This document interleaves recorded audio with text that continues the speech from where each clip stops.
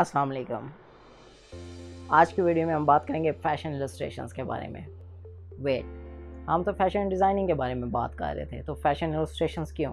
Video को and तक देखिएगा क्योंकि आपके सारे कॉन्सेप्ट इस वीडियो में क्लियर होने वाले हैं। सो आइए स्टार्ट करते हैं।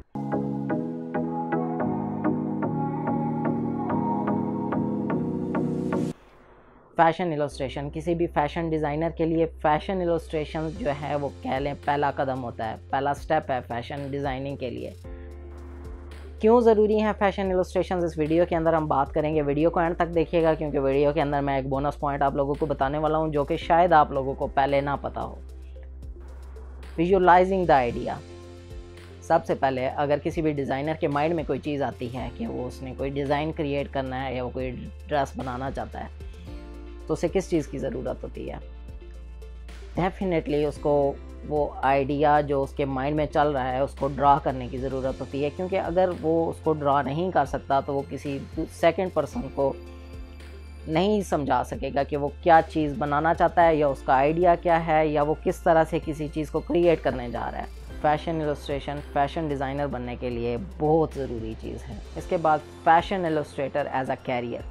अगर आप एक अच्छे फ़ैशन इलस्ट्रेटर हो, अच्छी फ़ैशन इलस्ट्रेशंस बना सकते हो, तो आपको फ़ैशन में कुछ भी और करने की ज़रूरत नहीं है। आप सिर्फ़ और सिर्फ फ़ैशन इलस्ट्रेटर आर्टिस्ट बन सकते हो। आपका काम क्या होगा? सिर्फ़ और सिर्फ अच्छी यूनिक आइडियाज़ को अपनी इलस्ट्रेशन में रिप्रेजेंट करना। New customers. आप किस तरह से अपने फ़ैशन इलस्ट्रेशंस को न्यू लोगों तक पहुंचा सकते हो, उसकी मिसाल मैं अभी आपको देता हूँ। आप किसी भी कंपनी के अंदर अगर काम कर रहे हो, आप जो भी आइडियाज़ जो भी इलस्ट्रेशंस बना के उनको दोगे, हो सकता है वो सारी उस कंपनी को पसंद ना आए।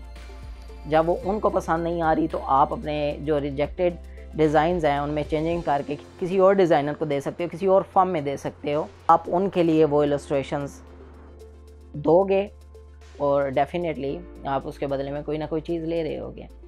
आप एज अ फ़ैशन इलस्ट्रेटर एक क्रिएटिव आर्टिस्ट बन सकते हो। आपका एक यूनिक वे ऑफ स्टाइल होगा और आपकी इलस्ट्रेशंस के अंदर एक यूनिक चीज़ नज़र आएगी जो कि हर आर्टिस्ट का अपना एक रिप्रेजेंट करने का तरीका होता है। सो आप एक यूनिक वे में अपनी क्रिएटिविटी किसी भी तरह से इन इलस्ट्रेशंस के अंदर दिखा सकते हो। सेलिंग।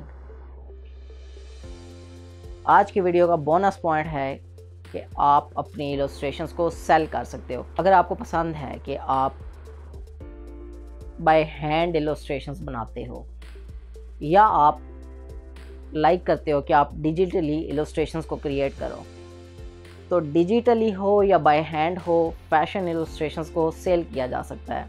कहाँ पे सेल होती हैं, किस तरह से सेल होती हैं, ये मैं आपको अगली वीडियोस में बताऊंगा। लेकिन आप अगर फ़ैशन की इंडस्ट्री में आना चाहते हो और एक अच्छे डिज़ाइनर बनना चाहते हो, तो सबसे ज़रूरी चीज़ ये है कि आप एक अच्छे आर्टिस्ट हो। जो भी क्रिएटिविटी आपके माइंड में आती है आपको लोगों तक पहुंचानी आती हो। फ़ैशन इलस्ट्रेशंस की आज ये पहली वीडियो थी।